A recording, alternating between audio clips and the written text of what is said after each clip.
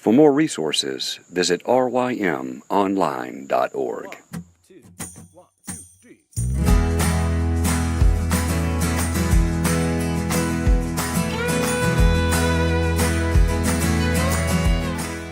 The Local Youth Worker is a daily podcast that's centered on 5 questions each week. Ranging from the practical to the professional, we're looking for answers to the questions you're asking. Whether you're in full-time, part-time, or even volunteer youth ministry, this podcast is for you.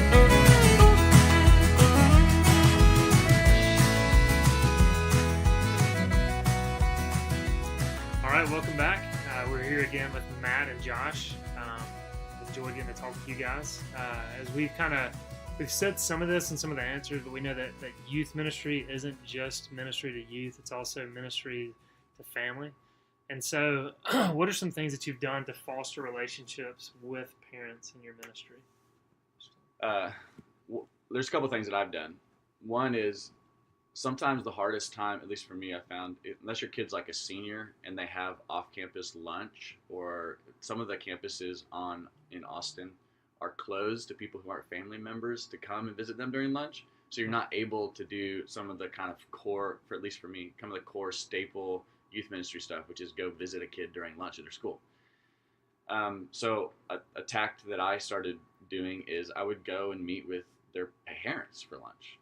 So one of their dads or something like that, I say, hey, will you meet me for lunch? And I just want to talk with you about your kids. And it's really surprising. Like, parents will eat that up, man. And they love, because they have all these worries and fears that you have no idea about. And oftentimes you're just sitting there talking to them and you're like, you know what? Your kid is a normal high schooler or middle schooler. And all these things that you're so worried about, this is what every kid in middle school and high school is like. Especially for parents who you're dealing with their oldest kid. They've never experienced this before, and they're all new experiences for them. So they've got all these fears and everything, and sitting with them and talking with them is really illuminating, because you can take away all their fears because they think their kid's like a manipulative sociopath, and you're like, no, they're just a 15-year-old boy, you know. And so that's one. And the other thing that we've done is we do our youth group at night.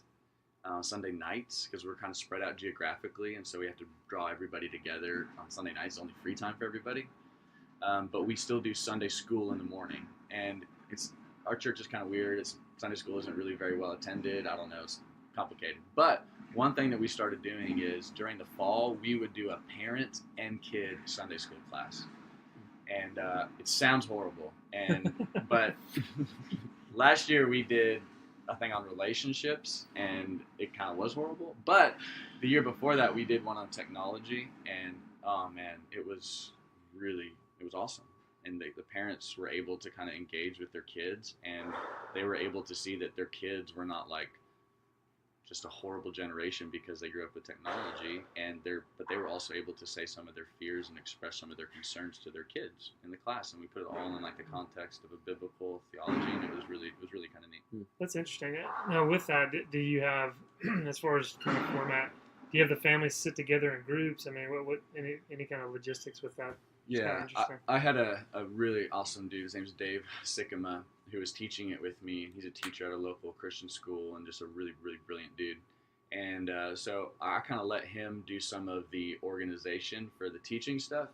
And he split up parents and kids, and not always with their families, into different kind of groups, and had them do activities and work through some of the passages, like we worked through the Genesis account and stuff like that, creation account.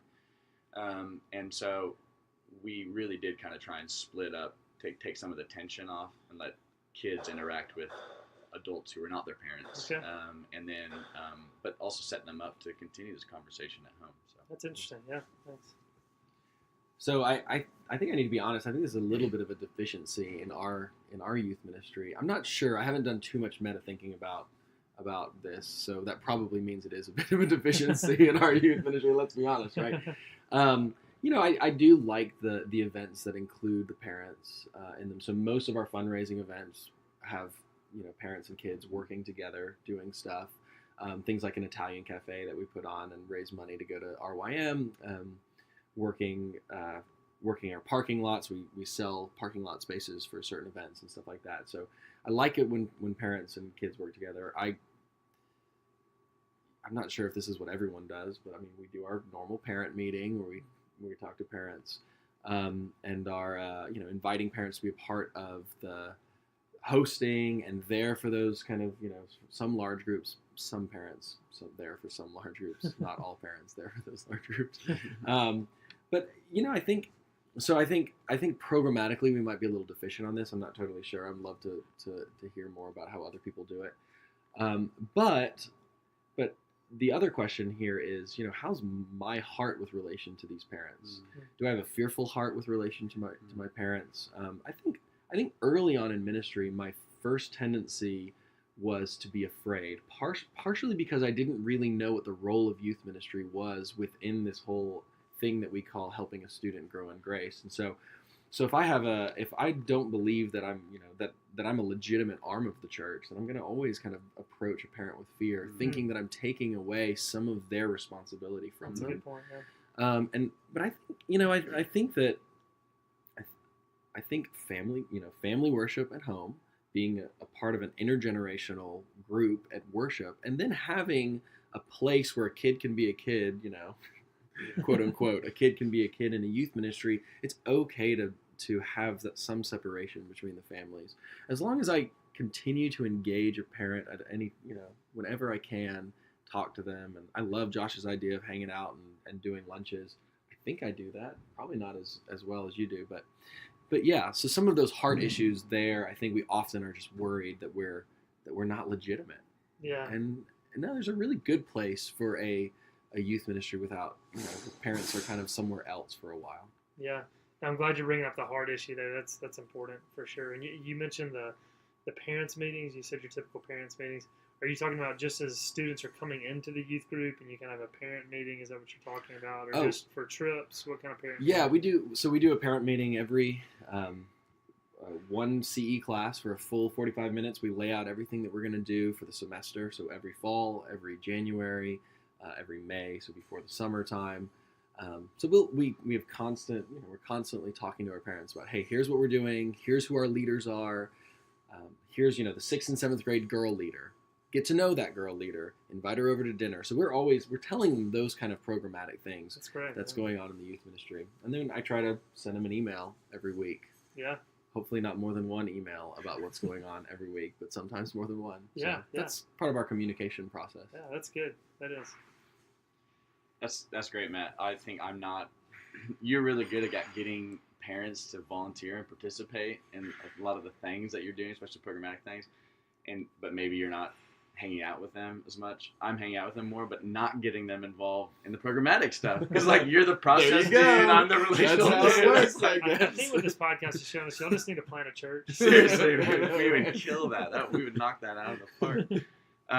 But because that's one thing I think that that's maybe, a part of our youth ministry that has not been very successful is I think there's a lot of moms who would be very eager to participate in a volunteer form in our youth ministry. And I just haven't done a good job kind of tapping into that and inviting them in. And we do a yearly parents night too, where we kind of talk about what we're doing and for the year and kind of give them the vision of the youth ministry and stuff. But I've just recently started inviting parents in to be volunteers and handle some of the logistics and planning and participating as chaperones and stuff.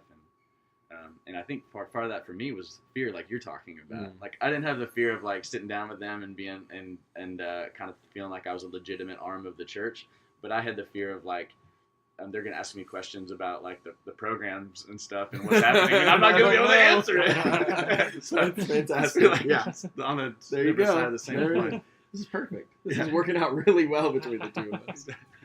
That's good. That's helpful. Anything else to add to that, guys? All right, thanks.